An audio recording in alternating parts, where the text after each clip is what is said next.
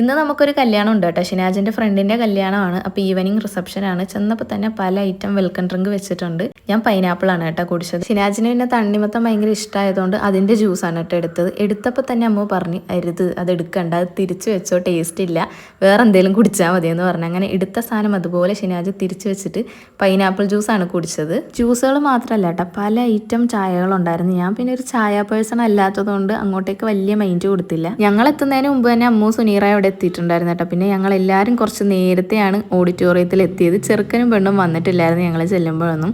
പിന്നെ എല്ലാവരും കൂടെ കുറച്ച് നേരം അവിടെ ഇരുന്ന് വർത്താനമൊക്കെ പറഞ്ഞു കഴിഞ്ഞപ്പോഴത്തേക്ക് ഫുഡ് കഴിക്കാനായിട്ട് എല്ലാവരും പോയി. എന്നാൽ പിന്നെ നമുക്കും പോയി കഴിക്കാമെന്ന് പറഞ്ഞ് അങ്ങനെ എണീറ്റ് വന്നപ്പോഴത്തേക്ക് അവിടെ സീറ്റ് ഫുള്ളായി. പിന്നെ ഞങ്ങൾ പുറത്ത് നിന്ന് അപ്പോഴത്തേക്ക് ജിലേബിയൊക്കെ ഉണ്ടാക്കുന്നുണ്ട്, അതും കണ്ടങ്ങനെ നിന്ന്. നമുക്ക് കയറാനുള്ള ടൈം ആയപ്പോഴത്തേക്കും ഫുഡ് കഴിക്കാൻ വേണ്ടി കയറി. പ്ലേറ്റും എടുത്ത് ഓരോരുത്തർ ഇങ്ങനെ വരിയായി നിന്ന്.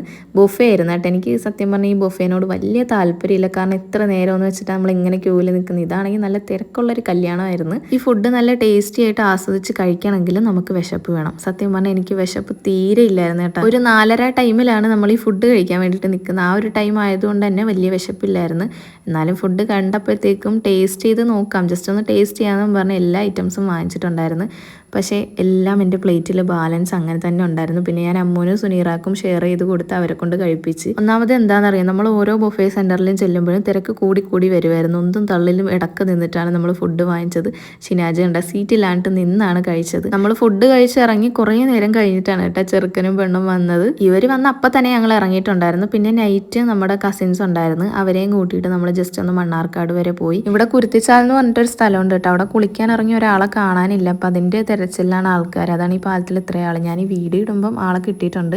ആൾ മരിച്ചിട്ട് ഡെഡ് ബോഡി ആയിട്ടാണ് കിട്ടിയത്. എല്ലാവരും മാക്സിമം ഈ ഒരു നിർത്താതുള്ള മഴയിൽ വീട്ടിൽ തന്നെ സേഫ് ആയിട്ട് ഇരിക്കാൻ നോക്കുക. കുളിക്കാനും ഇതാക്കാനും ഒന്നും വേണ്ടിയിട്ട് ആരും പുഴയിലും കുളത്തിലും ഒന്നും പോകണ്ട. നമ്മൾ വീട്ടിൽ നിന്ന് ഇറങ്ങിയപ്പോഴത്തേക്ക് അങ്ങനെ മഴയൊന്നും ഇല്ലായിരുന്നു കേട്ടോ. അങ്ങനെ ഓരോ ജ്യൂസ് കുടിക്കാമെന്ന് പറഞ്ഞ് കടയിൽ കയറി. ഞാൻ അവിൽ മിൽക്കാണ് പറഞ്ഞത്. എൻ്റെ അവിൽ മിൽക്ക് വരാൻ ടൈം എടുത്തത് കൊണ്ട് തന്നെ ഷിനാജിൻ്റെ കരിക്കും വെള്ളത്തിൽ നിന്ന് കുറച്ച് ഞാൻ കുടിച്ചിട്ടുണ്ടായിരുന്നു. വലിയ വിശപ്പൊന്നും ഇല്ലാത്തതുകൊണ്ട് കഴിക്കാനൊന്നും വാങ്ങിയിട്ടില്ലായിരുന്നു കേട്ടോ. അവൾ പിന്നെ ഒരു ഷവർമ കഴിക്കുന്നുണ്ടായിരുന്നു. അങ്ങനെ അവിൽ മിൽക്ക് ഞാൻ ഇത്രയും കുടിച്ചുള്ളൂ കേട്ടോ. ബാക്കി ബാലൻസ് അവിടെ വെച്ച്, കാരണം എനിക്കിഷ്ടപ്പെട്ടില്ല, ഓവർ മധുരമായിട്ട് തോന്നി. അങ്ങനെ തിരിച്ചു വരുമ്പോഴത്തേക്കും നല്ല ശക്തമായിട്ട് മഴ പെയ്യുന്നുണ്ടായിരുന്നു. വീട്ടിലേക്ക് പോകുന്ന വഴി ഏകദേശം പകുതി എത്തിയപ്പോഴാണ് കേട്ടോ മഴ കടുത്ത് പെയ്യാൻ തുടങ്ങിയത്. എൻ്റെ അടുത്തും ഷിനാജിൻ്റെ അടുത്തും ഓൾറെഡി കോട്ടുണ്ടായിരുന്നു. പക്ഷേ നമ്മുടെ കൂടെയുള്ള കപ്പിൾസിൻ്റെ കയ്യിൽ കോട്ടില്ലാത്തതുകൊണ്ട് ഞങ്ങൾ ഒരു സ്ഥലത്ത് കയറി. അങ്ങനെ മഴ കഴിഞ്ഞിട്ടാണ് നമ്മൾ വീട്ടിൽ പോയത്.